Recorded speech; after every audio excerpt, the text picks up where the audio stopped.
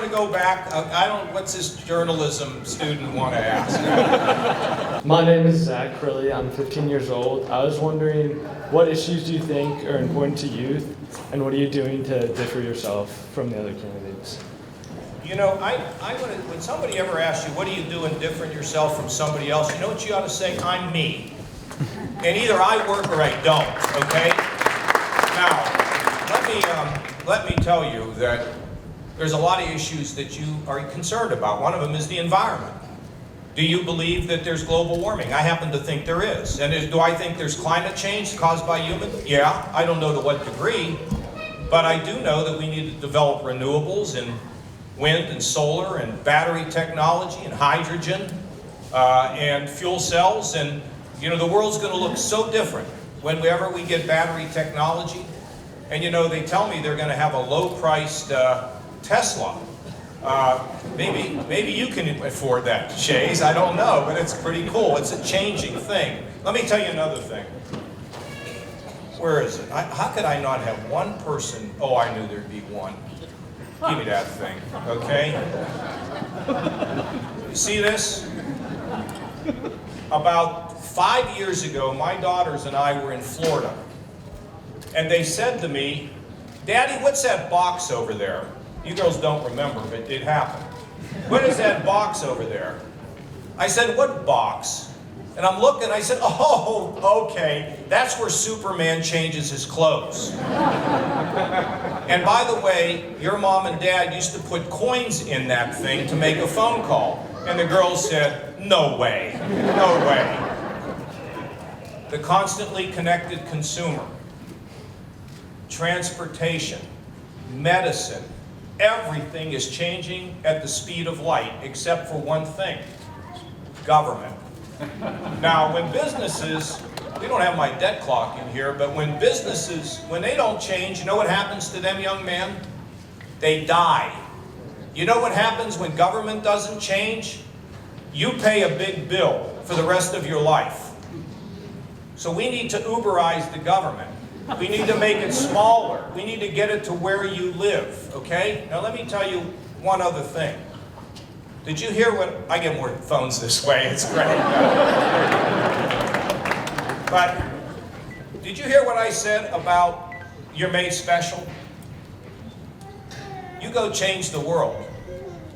Whatever world you live in. Now you're 15 years old. Correct.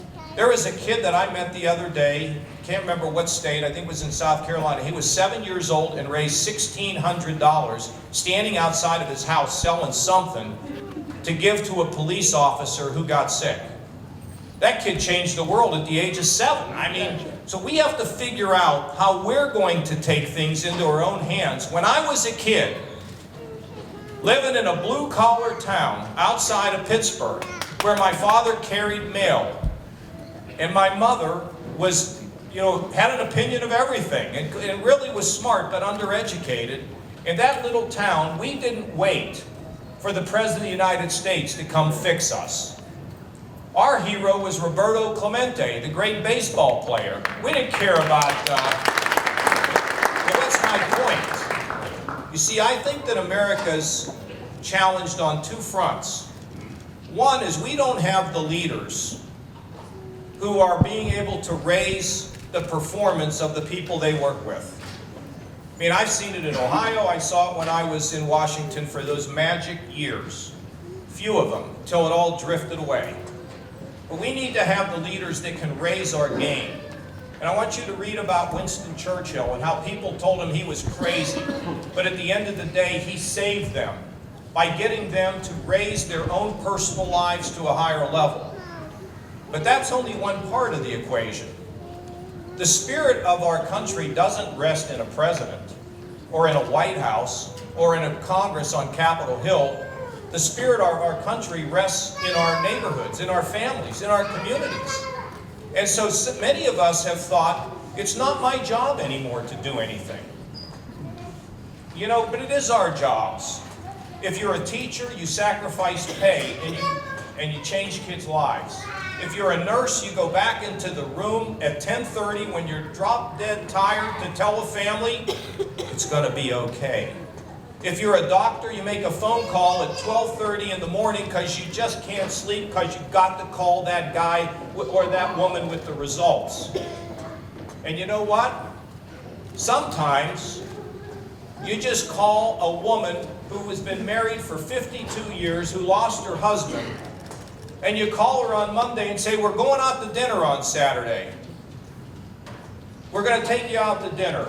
Our family's going to invite you along. And on Thursday, she's at the beauty parlor. And on Saturday, she puts on a dress she hasn't worn in 6 months. That's how we revive the spirit of our country. We do.